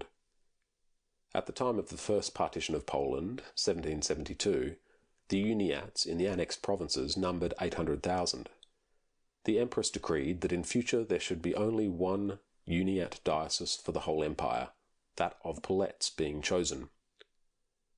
Proselytism was strictly forbidden, and lay courts of appeal were substituted for ecclesiasticity to put the Church more into the civil power. The papal nuncio at Warsaw, Monsignor Garampi, sent a Knight of Malta to St. Petersburg to plead the cause of the Union in 1775, but he was unsuccessful. 5 years later, the See of Polotsk having become vacant, Catherine set up a consistory of 3 accessors to govern the diocese, and did not appoint another bishop till 1791, in spite of protests from the Pope. The position of the Uniats became more and more hopeless during the last years of the great Empress's reign. To bring them to orthodoxy was necessarily a part of her policy of, quote, national unity, unquote. The Pope was about to send a representative to her when her sudden death put a stop to negotiations for the time being. The new Tsar, Paul I, was favourable to Catholicism and to a general reunion of the Greek and Latin churches, but he looked on the Union as a hybrid institution, and its prospects did not improve so much as might have been hoped, though the efforts of the papal ambassador, Monsignor Litter, secured the restoration of 3 dioceses to the Uniats. Alexander I, succeeded 1801, enacted measures which appeared to be beneficial to the Union, and were, perhaps, sincerely meant to be so, but which ultimately led to a great defection in 1839. The complaints of the Uniat Bishop of Polotsk, Lisovsky, that the Catholics had drawn thousands of Uniats to their own right, and that the Uniats had not a single seat in the newly founded Catholic Ecclesiastical College in St. Petersburg, were laid before Monsignor Arezzo, the papal representative, and also before the Minister of the Interior, Kochubai, by the Bishop's Emery, Krasinski. The result was an imperial ukase of liberty for the Uniats, who then demanded the restoration of their churches, which had been confiscated by the Orthodox party. This demand was also favourably received, but when the further demand for their admission into the ecclesiastical college was made, Kochubai sent for Lewinsky, Bishop of Lutz, a more competent person than Krasinski, and proposed that the Uniats should have a separate college from the Catholics, which should be under the dependence of the Orthodox Synod. However, it was ultimately agreed that the Uniats should form part of the same college with the Catholics. The 5 articles drawn up for the constitution of the college were mostly favourable to the Uniats, but Monsignor Arezzo rightly distrusted the 4th, which gave the right to negotiate directly with the Senate. Through its means, a defection of the hierarchy was eventually brought about. Under Nicholas I, open persecution of the Uniats recommenced. Quote, populations of entire villages which refused to admit the nuptial benediction of Orthodox priests were deported to Siberia. End quote. Forced conversions were carried out on a large scale, and in 1839 the Synod of the Uniat Church was weak enough to frame a resolution stating its willingness to return to orthodoxy. Thereupon, quote, 1.5 million Uniats were forcibly converted in a body, and more than 2,000 churches were taken from them. End quote. The Tsar celebrated the occasion by having a medal struck with the inscription, separated in 1593 by hate, reunited in 1839 by love. End quote. The irony of which, already sufficiently obvious to anyone acquainted with the facts, became even more apparent when, immediately after the publication of the decree of April 17, 1905, great numbers of the forcibly converted embraced the Roman Catholic faith, since the Uniat persuasion remains forbidden. At the present day, the greatest stronghold of the Uniat Church is in Galicia. Ruthenian Uniats, who numbered not quite 2 million at the time of the Congress of Vienna, have now increased to more than double that number. They recognise the Pope, but they use the Greek liturgy by special permit, translated into the old Slavonic language. At the present time, no Uniat priest is allowed to visit Russia.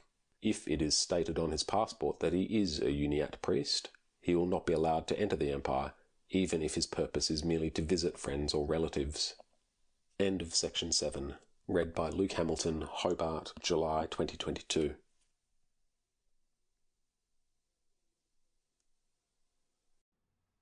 The Russians, ladies and gentlemen, are very thorough. They have, if you allow me the expression, bagged the Ukraine. Bagged its history. And now they call the ancient capital of the Ukraine Kiev, the cradle of Russia, the cradle of the Russian Empire. Of other methods they use against their subject nations, I may mention one or two. They spread reports that the Ruthenians are Russians, but as we now know, the Ruthenians are Ukrainians. They say that they were separated from the bulk of their fellow countrymen by what has been described as the accident of two feudal principalities of Halych and Volhynia having fallen to Lithuania, which in turn was united to Poland. The Ukrainians of Galicia were never one race with the Muscovites, and it was no accident that the principalities of Halych, this word gave place to the name Galicia, which is, in the Ukrainian language, Halashina, and Volhynia fell to Lithuania. Galicia, being a province of a more civilized state, is better known in England, but it would take me many hours to unravel the intricacies of the Polish and Ukrainian difficulties in the Diet of Lemberg. I can at least refute the allegations of a few misinformed men. Horrible details are given by these journalists of alleged persecution to which those of the Ruthenians who have joined the Orthodox Church are subjected by the Poles under the tolerant Austrian constitution. It is true, unfortunately, that the Poles have little sympathy for the Rutheno-Ukrainians, but even if they wished it, they would not be allowed by the Austrian government to persecute the Ukrainians as they did in the past. The survey of the question, as published in Russian nationalist papers, is so opposed to the facts that it hardly calls for refutation. It would be about as true to say that England was part of the French kingdom 300 years ago as to repeat their argument that the Ukraine was part of Russia before the 17th century. When they discuss the racial problem, they play on the similarity of the words Rossini and Rossianin, and nobody but an ignoramus would take their contention seriously. Nor do their words of abuse prove anything. It proves nothing to speak of Mazepinite plans for breaking up of Russia, of universal Judaism, of secret intrigues of the Vatican, of underhanded methods of the depraved Vienna government. The Russian government are not so particular themselves about the use of intrigue. A few months ago, Count V. Bobrinsky was summoned before an Austrian court of justice for inciting revolt and for insults to the emperor. He failed to appear to answer the charge, fled the country, and, of course, dare not return. There was so much money at his disposal, sent of course from Russia, that no doubt the temptation was very strong, wherever he passed, for the people to take his money and to cause trouble to the government. There was, some time ago, a question in the Duma by a member, M. Bulat, addressed to the late M. Stolypin. He insisted upon knowing how the government had spent 750,000 rubles out of the funds for the purpose of carrying on Russian propaganda in Galicia in the short space of 2 years. No answer was proffered. Count Bobrinsky ran a paper in Galicia, written by Russians from Moscow and Petersburg, and treason was openly sown by his agents. Since his expulsion there is less money distributed, and the Russian patriotism of the few renegades who had given up their religion to take up the Russian Church has greatly cooled down. Count Bobrinsky now devotes himself to the Ukrainian question in Russia. It will, of course, be easier for him to succeed there, because he has the government behind him, and need not fear expulsion from his own country. On the contrary, he is hailed by the Novy Vremya as the first Russian imperialist and the saviour of his country, but no great imperialists ever base their work on deliberate falsehood and the hatred of wicked nations. The chief source of information on Ukraine affairs is mostly the Russian press itself. The latter speaks persistently of the Ukrainian question, and is filled with vague rumours as to the late Baron von Arenthal, Count Berchtold, and the Archduke Francis Ferdinand. The Novaya Vremya, prints day after day, remarks insulting to Austria, but the alarm of Russia only serves to advertise the Ukrainian cause.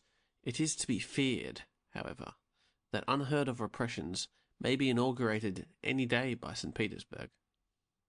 No doubt the Austrian government are eagerly watching the march of events, and, considering the latest developments, we may think that they actually begin to look with favour upon the movement. The Ukrainian movement, however, is neither pro-Austrian nor pro-Russian. It is pro-Ukrainian. Tomorrow the Russian government may become more enlightened, although there is little hope for that in the immediate future, and they may find out that there is much more political wisdom in supporting the Ukrainian movement, thus creating a pro-Russian feeling in Austrian Ukraine, than repressing it, thus alienating their own subjects up to the present time loyal.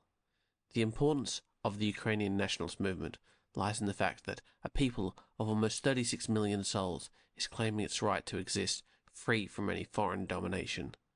This people have their own culture, their own history, their own language, literature and customs. They want to be their own masters, instead of filling the pockets of Russians and Poles. End of section 8.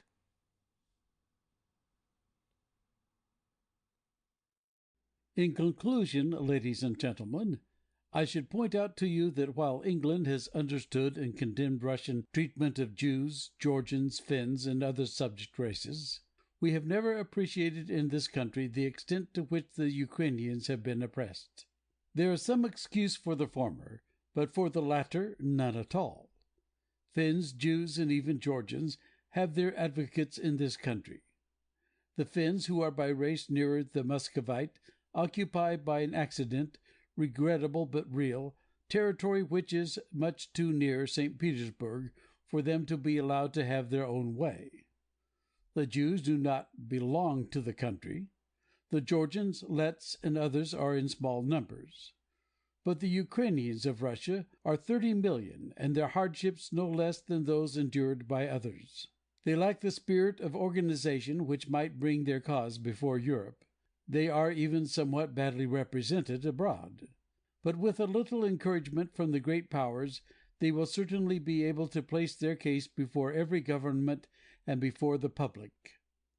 Of course, since the decree of October 17, 1905, a decree which extended slightly the liberties of the subject races of the Russian Empire, the Ukrainians of Russia have benefited just as the other parts of Russia did by the slight improvement in the general condition of affairs. But there is still very, very much to be desired. Moreover, the Russian government sees without pleasure the very real revival of the Ukraine under the present regime of semi-tolerance, and may revert to the old system any day. One moment of weakness on the part of Russia or of Austria would probably mean much to the Ukrainians, and as long as that question is not settled, there can never be, in spite of all newspaper reports, any sincere agreement between Russia and Austria. That there is weakness at St. Petersburg is clearly proved by the alarm caused in the capital by the rumors of Ukrainian activity, but there is no doubt that the attitude of the Russian press in promoting the scare by extravagant articles had been inspired by a desire to stimulate the government to adopt savage repressive measures against the movement. There are already too many signs that the Russian bureaucracy and the all-permeating police are lending an eager ear to any rumor that can give support to the attacks of the press. But after all, the Russian press cannot compare for sincerity and clear sight with the press of this country, although it may have much in common with that of the Levant. To consider their attacks and insinuations as weighty would be to court disappointment. Yet the frame of mind with which they approach the question is significant enough, and but for the conscientious feeling that nothing but harm would befall the Ukraine as a result, there are several men in this country who could tell many a tragic or sordid tale of Russian persecution. The same consideration has curbed my pen more than once in the course of writing this paper. My feelings cannot prevent me, however, from appreciating the possibility that unless the Ukraine succeeds in regaining her independence, we shall suffer much in the days to come from Russian ambition and lack of good faith. The oppression of the Ukraine stands in the way of a union of all Slav races. A confederation within the Russian Empire on the form of the dual monarchy is not likely to happen. Is it not the ardent wish of all those who are alive to the necessity of peace and goodwill between all races, that no strong instrument of aggression be left in the hands of the unscrupulous and the barbarous? When the Ukrainians receive their due, either in the form of complete independence or of the grant of a large measure of autonomy, the union of all Slav races will be more within the bounds of possibility. From the point of view of European peace, the union of the Slav nations is not a danger, since it could be nothing more than an instrument of defense. The world need not fear that any man will ever be able to induce the various Slav nations to sink their differences and forget their own interests in order to lend to the leader of one of them their armies as a means of aggression. With regard to Germany, so long as the Slav nations oppress each other and quarrel among themselves, they are affording aid to German expansion. Once the Ukraine is emancipated, she will prove a strong force in maintaining the at present somewhat unstable equilibrium of Europe.